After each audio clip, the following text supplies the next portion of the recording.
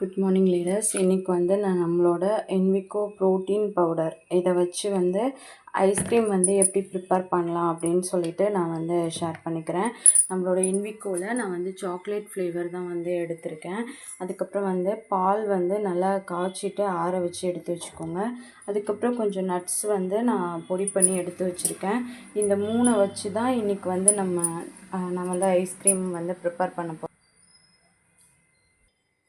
ஒரு மிக்சியில் வந்து நம்மளோட ப்ரோட்டீன் பவுடர் வந்து நான் ஒரு 4 ஸ்பூன் வரைக்கும் நான் ஆட் பண்ணிக்கிறேன். ஏன்னா நம்ம மிக்சியில் போட்டுட்டு நல்லா மிக்ஸ் பண்ணும்போது நல்லாவே வந்து அது நல்லா ஷேக் மாதிரி நல்லா மிக்ஸ் ஆகிடும். அதுக்கப்புறம் நம்ம அதை ஐஸ்கிரீமாக பண்ணும்போது இந்த கட்டி இந்த மாதிரிலாம் வந்து இல்லாமல் இருக்கும். அதனால் நான் மிக்சியில் போட்டு நல்லா கிரைண்ட் பண்ணிக்கிறேன். அதிலே வந்து நம்ம காய்ச்சி ஆற வச்சுருக்க இந்த பாலையுமே வந்து ஊற்றிக்கிறேன். ஊற்றிட்டு நல்லா மிக்சியில் நம்ம அடிச்சிட்டோம் அப்படின்னா நல்லா திக்காக ஷேக் மாதிரி நமக்கு வந்து கிடைக்கும். அதை வந்து நம்ம நட்ஸ்லாம் போட்டுட்டு ஐஸ்கிரீம் வந்து எப்படி பண்ணலான்னு காட்டுறேன். இந்த மாதிரி நல்லா நல்லா அடித்தாச்சு. நல்லா ஷேக் மாதிரி வந்து வந்துருச்சு. இன்றைக்கி வந்து இந்த 3 பாக்ஸில் தான் ஐஸ்கிரீம் பாக்ஸில் தான் வந்து நான் வந்து ஐஸ்கிரீமாக வந்து இதை ஸ்டோர் பண்ண போகிறேன். ஃப்ரீசரில் வந்து இதில் ஊற்றி தான் வந்து வைக்க போகிறேன்.